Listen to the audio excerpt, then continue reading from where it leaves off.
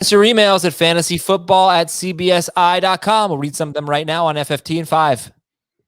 Adam Azer and Heath Cummings here on a Friday edition of Fantasy Football Today in 5. Let's dive right into the mailbag. Here we go. Weston wants to know which quarterbacks outside the top 12 have the most upside. Looking at July ADP, Joe Burrow and Trevor Lawrence are 13th and 14th, so I think you would have to start there. Then you've got Justin Fields and Trey Lance, the rookies, and then I would say whoever wins the Saints job. So that's 5 for you right there. 5 guys with big upside outside the top 12.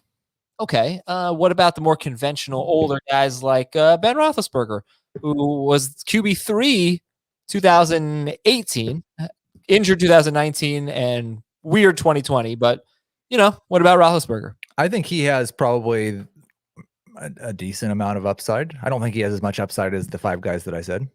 Okay, well, fine. Here's that's why you said that. Adam from a city in the north of England. I don't ask. I bad enough with American geography. Browns running backs. They both have individual value, but would you be tempted to draft both Browns running backs? Chubb in the first, maybe 5th or 6th for Kareem Hunt. I did that last year. It worked out. Pretty great. Yeah, I would be okay doing it. I'm a little bit less excited about Hunt going into this year than I was last year.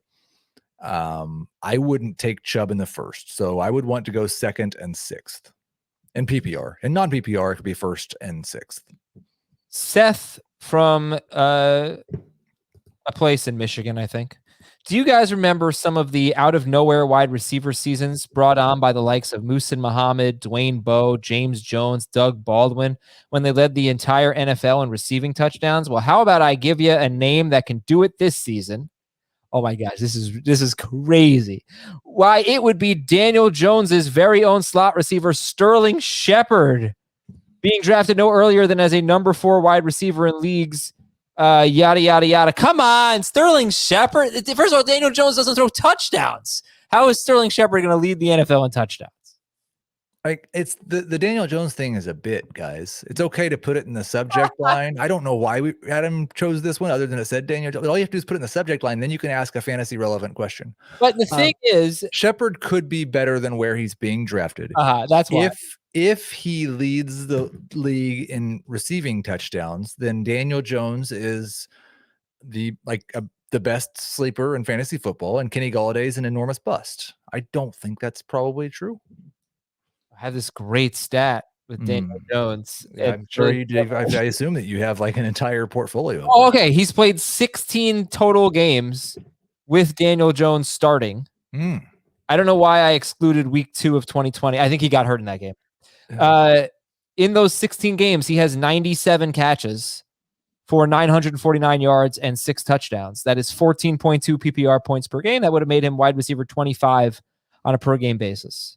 So I just want to throw that out there about Sterling Shepard. I really appreciate that. Did over 90 catches. That's something. Well, allegedly. No, it's true. All right. This is from, I don't know who sent this email. That doesn't matter. The email said, are we sure that Jalen Hurts isn't Mitchell Trubisky? Trubisky had a stretch of huge fantasy weeks that gave us all the impression that he could be a star in the making. Why isn't that lesson tempering the hype for Jalen Hurts? Seems like Hurts is being projected with all his upside without his downside. Seriously, is there a reason? Yeah, I don't think that I'm projecting him just for upside and not downside. The obvious difference between Hurts and Trubisky is that Hurts is a better athlete and a better runner and would put up better numbers as a runner if his team allows him to do that.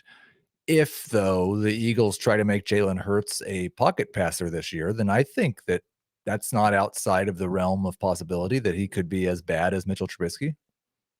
This email was from Jim, by the way. The other nice thing about Jalen Hurts is that if you draft him and he's bad, if you draft another quarterback or you play in a league that doesn't draft a lot of quarterbacks, you can, pivot away from him. So it makes sense to draft upside at quarterback. Thank you to Heath Cummings. I'm Adam Azer. Thanks to all of you for emailing us, fantasyfootball@cbsi.com. We will talk to you tomorrow. Jacob Gibbs joins us with a profile of Trevor Lawrence.